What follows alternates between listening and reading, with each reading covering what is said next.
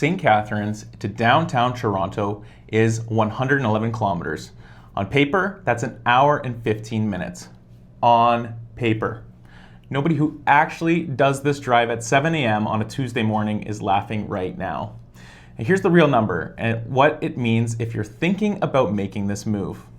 In the next few minutes, I'm going to walk through the actual numbers on commuting from St. Catharines to Toronto, both driving and GO train, rush hour and off-peak, what it costs, and who this is genuinely going to work for.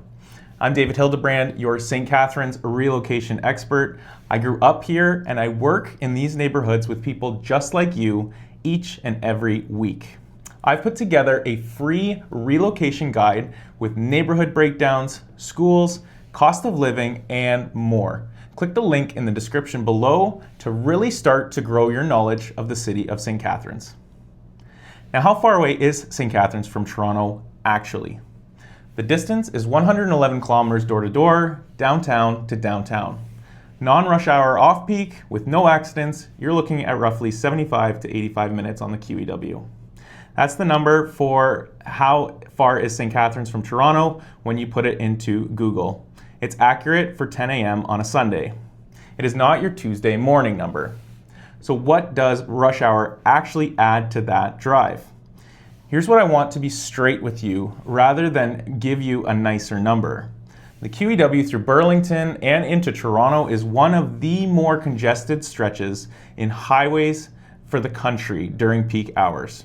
I'm not going to hand you a made-up number saying add 20 minutes.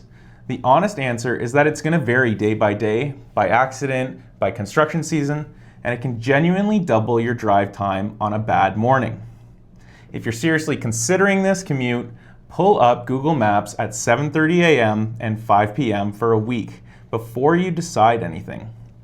Don't take my word for it or anyone else's. Take the data for an actual week you'd be driving.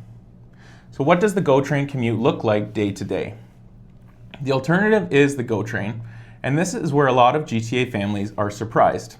St. Catharines has direct weekday GO service into Union Station. Travel time runs roughly an hour and a half to just under 2 hours depending on the trip. One-way fare is around $20 with Presto.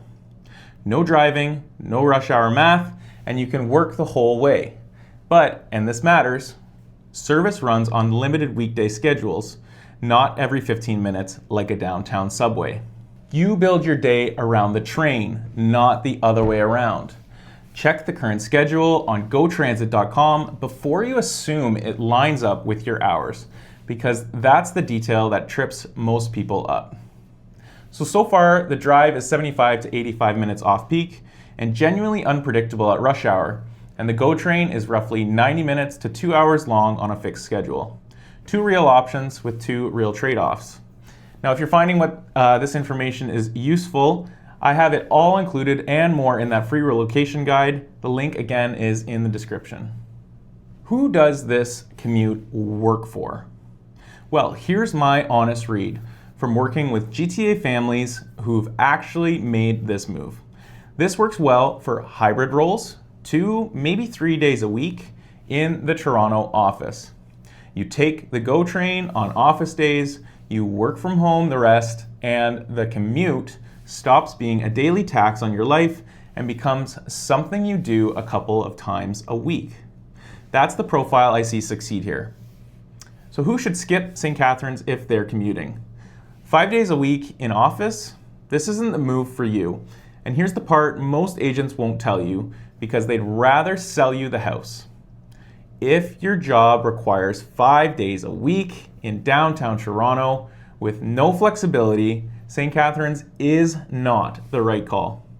Not because the city isn't great, it is genuinely one of the best value plays for GTA buyers left in Southern Ontario.